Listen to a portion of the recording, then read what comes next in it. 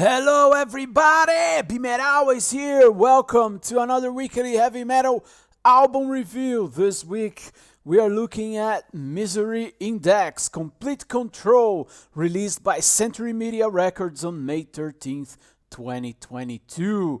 Now, Misery Index is an American death metal band formed in 2001 in Baltimore by Jason Netherton, who is the only founding member left in the band. He plays the bass and he is one of the singers. Misery Index music is best described as death metal but with a strong hardcore punk and grindcore influences. Its lyrics tend to be highly critical of prevailing power structures in modern culture, everyday life, and its ills of modern society.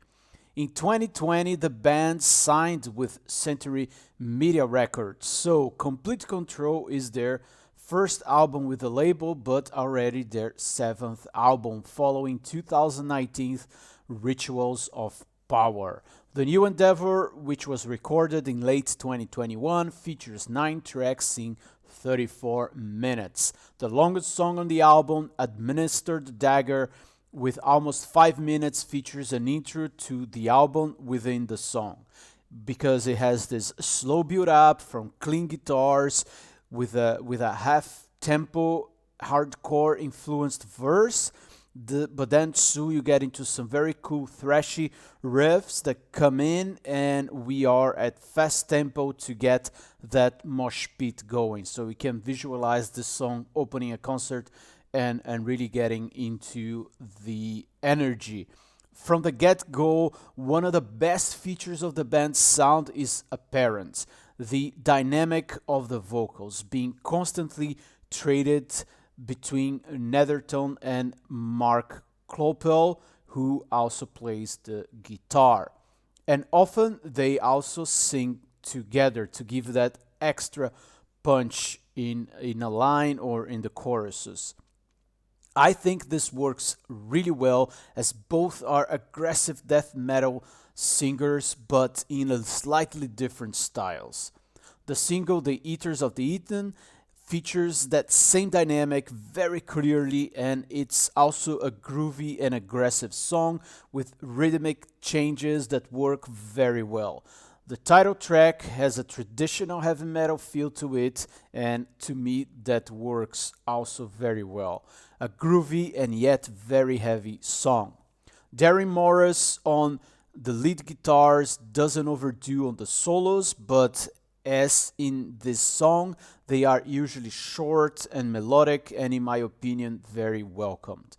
Rites of Cruelty brings a slightly different element, because to me that song brings a bit of mellow death metal. It kind of reminds me of At the Gates. The highlight on the B-side is definitely the single Infiltrators, one of the shortest songs on the album with just over 2 minutes. It's a punky thrash avalanche, perfectly suitable for a live set list.